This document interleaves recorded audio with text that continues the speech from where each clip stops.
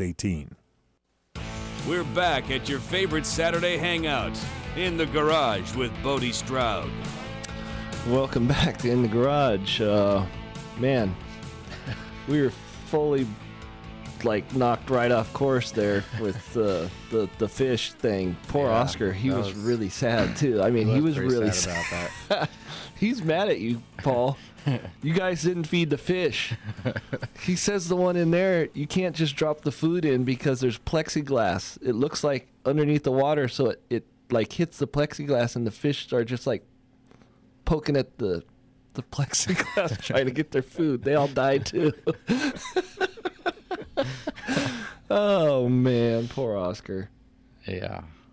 All right. So what were we talking about? We were talking about that upholstery. Yeah, on the Roadrunner. Yeah. So and as well as on the Boss when we got the Boss. I mean, it was just amazing how far someone can get off track and not realize, whoa, stop. Let's stop this whole process right now. Sometimes you can do too much. Yeah, you really can.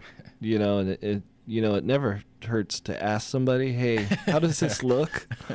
And if someone comes up to you, like a friend, you've asked a friend, hey, how does this look? And they don't tell you that looks like crap. Well, they're not really a friend. That's not a good friend at all. Yeah, that's not a good friend at all. But anyways, yeah, we got that. And, the only thing wrong with getting these cars in the condition they are, I mean, it's cool that she has everything. But now, I like to know what's going on with the car. And it's got the 440. I guess it dynoed at about 640 horsepower. They already ran it. It's got the rear end in the car, and they already have the transmission. They already have the wheels and tires, So if, the only thing wrong with that is if you haven't done your math, and you're just buying this stuff and no one's helping you out, figure out, how to calculate rear end ratio to tire size to, the transmission gear ratio on the Tremec, is it a Tremec 6? Yeah, 6-speed. Those are all important factors. I mean, if you want to know, what you're tacking at 75 miles an hour going down the road, you know what I mean? You don't want to be tacking it, $4,000 at 70 miles an hour. That thing's going to be just screaming in your ear and you're going to be sick of your car. So you really want to make sure that you calculate that right, which...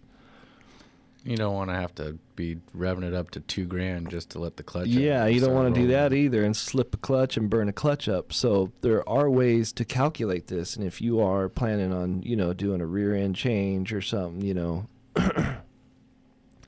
it's good to know those things, and you can actually go online and there's just Google, you can Google calculate gear ratio calculators. That's all we do. That way you'll be able to get or figure out where your RPM to mile per hour is going to be. Yeah. And all it is little boxes, and it tells you what to type in, wheel diameter size, desired speed, at what speed, at what RPM, and or how many RPMs the motor's putting out,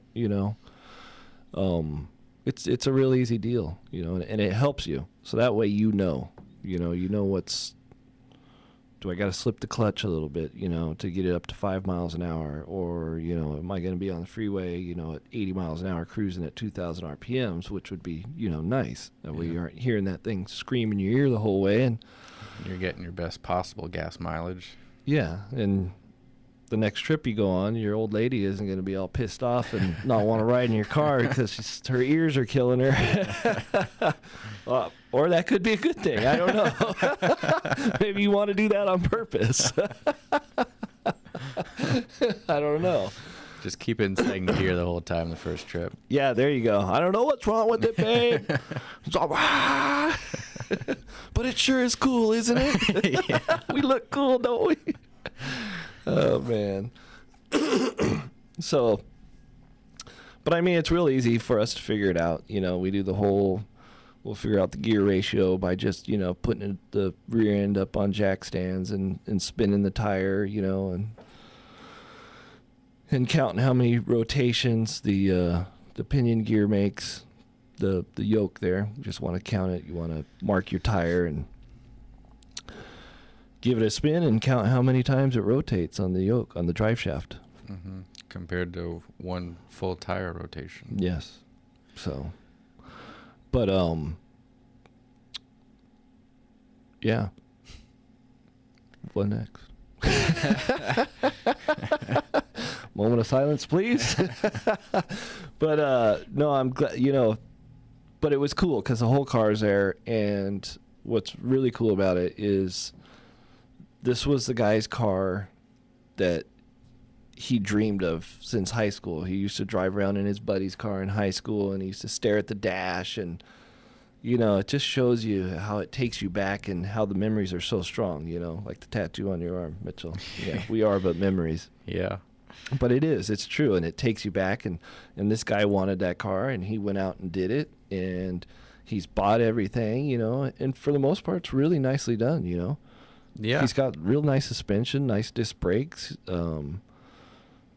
the motor's all done. It looks nice, you know. It's painted. I mean, it looks really clean. Looks like he was headed down in the right direction. Yeah, I'm pretty excited. It's my favorite Mopar. So. Yeah, and it's actually our first Mopar. I mean, we've put the Mopar motors like that 392 in that 56 Ford pickup, but yeah, we also have the 31, but yeah, the 31 Plymouth that we're doing with the Fire Dome in it. Yeah, this is our first of the hot rod generation cars that we've done. And I'm pretty excited about it. It's always nice, too, when you get new projects. Yeah.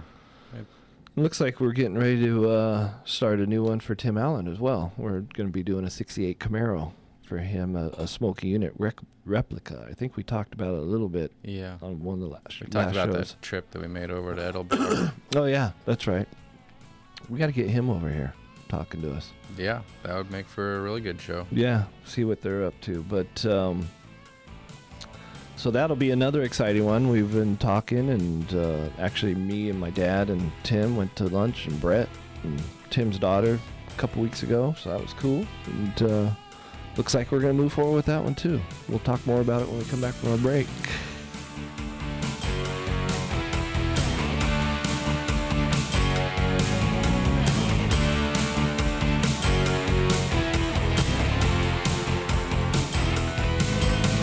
Need to check your oil? Be quick, because we'll be right back in the garage with Bodie Stroud.